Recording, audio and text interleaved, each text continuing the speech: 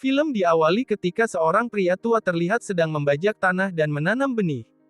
Ketika kembali ke rumah, ia mendengarkan seorang pria di radio yang mengatakan bahwa pemerintah telah mengumumkan pendidikan gratis untuk semua orang. Satu-satunya hal yang diperlukan untuk mendaftar adalah akte kelahiran mereka. Hari berikutnya di sekolah setempat, banyak orang tua berkumpul untuk mencoba mendaftarkan anak mereka ke sekolah. Guru Jane sedang melakukan pekerjaannya ketika dia dipanggil oleh guru lain, Alfred, yang mengatakan kepadanya bahwa seorang pria tua sedang mencarinya. Jane bertemu dengan Maruge, dan dia memberinya sobekan dari surat kabar, yang mengatakan bahwa pendidikan akan diberikan gratis untuk semua orang. Jane mengatakan bahwa pendidikan gratis itu dimaksudkan untuk anak-anak. Maruge mengatakan bahwa ia juga mendengarnya di radio, dan mereka mengatakan itu diberikan untuk semua orang.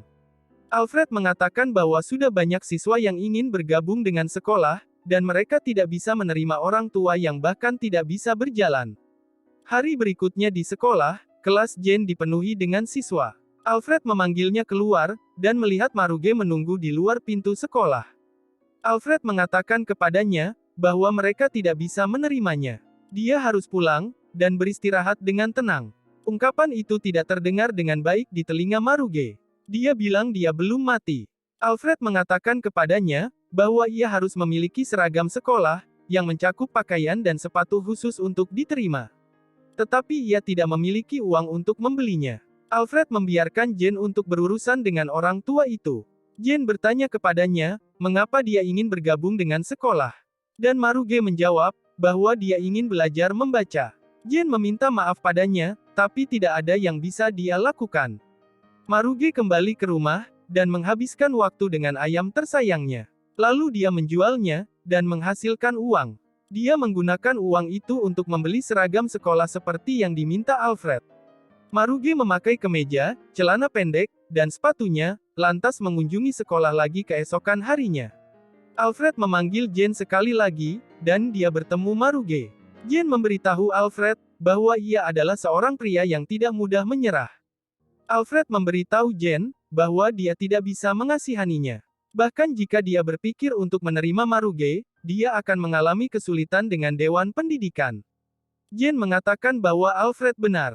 Bagaimana dia akan menjelaskan hal ini kepada Dewan Pendidikan atau orang tua?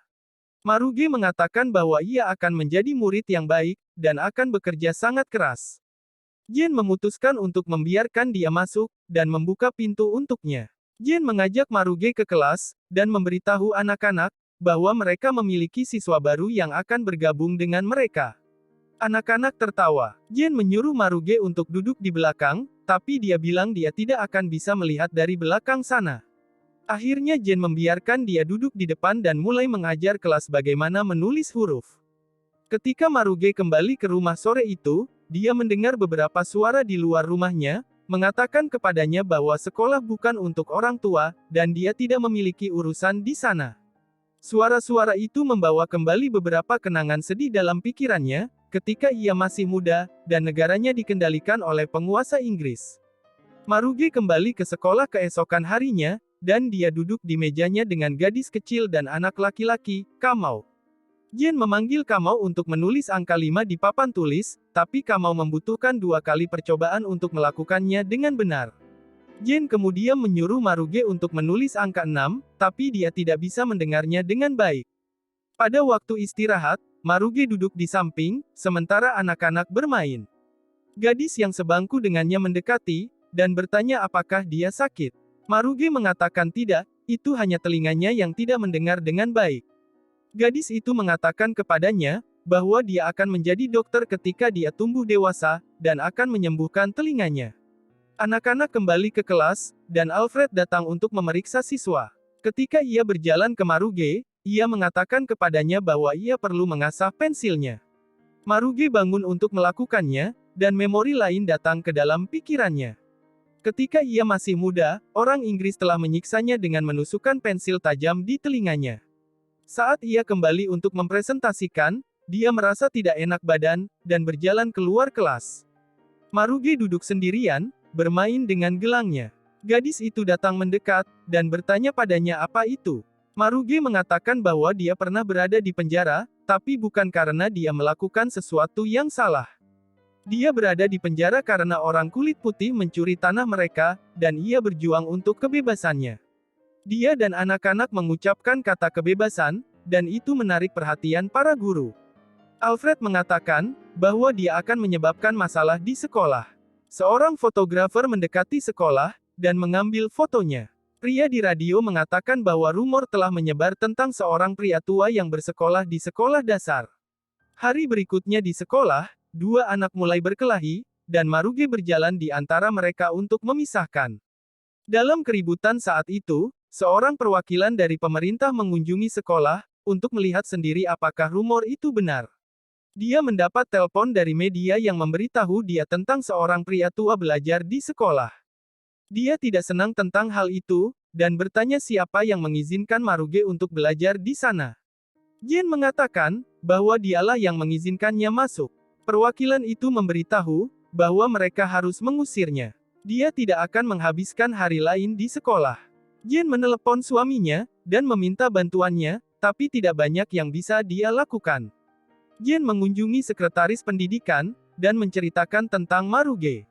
Sekretaris mengatakan bahwa mereka tidak bisa menerimanya di sekolah, karena itu mungkin memicu orang tua lain untuk bergabung juga. Dan itu akan menguras sumber daya berharga pemerintah yang perlu mereka dedikasikan untuk anak-anak. Satu-satunya hal yang dapat mereka lakukan untuk Maruge adalah mendaftarkan dia di sekolah untuk orang dewasa. Akhirnya Jin mengunjungi Maruge, dan memberitahunya berita tersebut. Maruge pergi ke sekolah barunya untuk menguji keadaan, tapi sekolah itu tidak seperti sekolah dasar. Tidak ada yang benar-benar belajar, dan tidak ada yang memperhatikan kelas. Suara-suara begitu keras, sehingga ia bahkan tidak dapat mendengarkan pembicaraan guru, dan tidak ada rasa hormat terhadap pendidikan sama sekali. Maruge berjalan ke rumah Jen, dan menunggunya untuk kembali. Dia mengundangnya masuk, dan mereka mengobrol. Maruge mengatakan bahwa sukunya dulu bertahan hidup dari tanah mereka, sementara suku lain biasanya bertahan hidup dari hewan mereka. Tapi seorang pria bukan apa-apa, jika ia tidak tahu cara membaca. Dia bilang, dia punya surat yang ingin dia baca, tapi dia tidak bisa melakukannya karena dia tidak berpendidikan. Jin menelpon perwakilan, dan bertanya apakah dia mempertimbangkan kembali tentang Maruge. Tapi tidak beruntung. Jin kembali ke sekolah esok paginya, dan mendengarkan sorak-sorai dan nyanyian yang datang dari kelasnya. Dia bergabung dengan kelas, dan melihat Maruge berdiri bersama anak-anak, dan menyemangati mereka. Dia menyuruh anak-anak untuk duduk, dan mengatakan bahwa dia datang untuk mengucapkan selamat tinggal. Dia berbicara kepada Jen, dan menceritakan apa yang dia katakan kepada anak-anak. Bahwa seekor kambing tidak bisa membaca, dan tidak bisa menulis namanya sendiri. Oleh karena itu, seseorang yang tidak bisa membaca, tidak lebih baik dari seekor kambing. Sehingga, mereka harus belajar dengan giat. Jen mengatakan kepada mereka, bahwa kambing adalah hewan yang cerdas dan sangat keras kepala. Anak-anak dapat mengambil pelajaran dari mereka, karena mereka tidak mudah menyerah. Dia mengumumkan ke kelas, bahwa mulai sekarang Maruge akan menjadi asisten pengajarnya. Kisah Maruge menjadi berita, dan seluruh bangsa mengetahui tentang dia. Hal ini membuat masyarakat berang, karena mereka pikir tidak tepat bagi anak-anak mereka untuk belajar bersama orang tua. Perwakilan kembali ke sekolah, dan memberitahu Jen, bahwa Maruge harus pergi ke sekolah dewasa. Jen mengatakan kepadanya, bahwa Maruge tidak memiliki uang, dan dia menjawab bahwa dia akan memiliki uang, karena sukunya akan mendapatkan beberapa bentuk kompensasi. Dan bagaimanapun juga, Jen hanya seorang karyawan di sekolah, jadi dia harus melakukan apa yang diperintahkan. Ingatan Maruge membawanya kembali ke masa mudanya, dan istrinya mengatakan kepadanya bahwa dia hamil. Meskipun istrinya melahirkan anak mereka, dia dieksekusi oleh Inggris. Di sekolah, Jen membantu Maruge belajar membaca beberapa kata-kata singkat. Ketika mereka selesai, dia menerima panggilan telepon. Dan pria di ujung telepon lain mengatakan bahwa mereka mengawasinya dan mereka tahu dia sendirian di tempatnya. Jen menelpon suaminya, Charles, dan memberitahu dia tentang hal itu.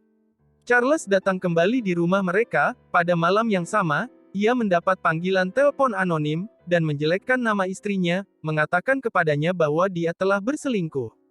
Hari berikutnya, ayah Kamau mengunjungi Maruge, dan meminta uang. Dia mengatakan, bahwa dia tahu media telah membayarnya, dia ingin dapat bagian. Maruge mengatakan dia tidak punya uang, dan masuk ke dalam rumahnya. Ayah Kamau membayar beberapa orang untuk pergi ke sekolah, dan membuat keributan. Kamau menyaksikan seluruh interaksi. Orang-orang itu mengunjungi sekolah, dan membuat beberapa keributan. Tapi Maruge menghajar mereka dengan tongkatnya, dan mengusir mereka. Maruge kemudian duduk dengan Kamau, yang bertanya apakah dia baik-baik saja. Maruge bilang bahwa dia baik-baik saja, dan mengajari Kamau puisi keren, yang bisa dia gunakan untuk mengingat bagaimana menulis angka 5. Setelah itu, Jen menerima surat di sekolah, yang mengatakan bahwa dia akan dipindahkan ke sekolah kota lain. Dia memberitahu suaminya tentang hal itu, dan mereka bertengkar secara verbal, karena dia pikir, Jen terlalu banyak berkorban hanya untuk membantu orang tua. Jen mengunjungi Maruge, dan memberitahunya tentang hal itu. Seorang guru baru akan datang ke sekolah untuk menggantikan Jen, dan orang tua bersorak untuknya. Namun, anak-anak tidak berbagi perasaan yang sama. Ketika guru baru datang, anak-anak mengunci pintu sekolah, dan mulai melemparkan apapun yang mereka bisa dapatkan ke arah orang tua dan guru baru. Akibatnya, guru baru itu terintimidasi dan melarikan diri. Maruge pergi ke Nairobi untuk bertemu dengan Dewan Pendidikan. Dia mengatakan kepada mereka, bahwa ia berjuang untuk kebebasan negara ini, dan menunjukkan kepada mereka luka-lukanya. Dia mengatakan bahwa mereka hanya bisa menuai apa yang mereka tabur dari anak-anak mereka. Anak-anak membutuhkan guru yang baik. Dia mengatakan kepada mereka untuk membawa Jen kembali, dan kemudian dia pergi. Jen dipindahkan kembali ke sekolah lamanya, dan semua siswa bergegas untuk pergi menyambutnya. Belakangan, Maruge membawa suratnya kepada Jen, dan mengatakan, bahwa itu terlalu rumit, jadi dia tidak bisa membacanya. Jen melihatnya, tapi kemudian memberikan surat tersebut kepada Alfred untuk dibaca. Surat itu dari Presiden Kenya, dan mengatakan bahwa Maruge akan menerima kompensasi sebagai imbalan atas perlakuan kasar yang ia alami selama bertahun-tahun di berbagai penjara. Jen merasa bangga padanya, dan mengatakan bahwa mereka bisa ada di sini karena dia. Maruge mengatakan bahwa ini bukan akhir, dan ia akan melanjutkan pendidikannya. Dia akan belajar sampai dia meninggal. Film ditutup dengan adegan, di mana Maruge telah diundang sebagai pembicara pada berbagai acara di luar negeri, untuk membicarakan tentang pentingnya pendidikan.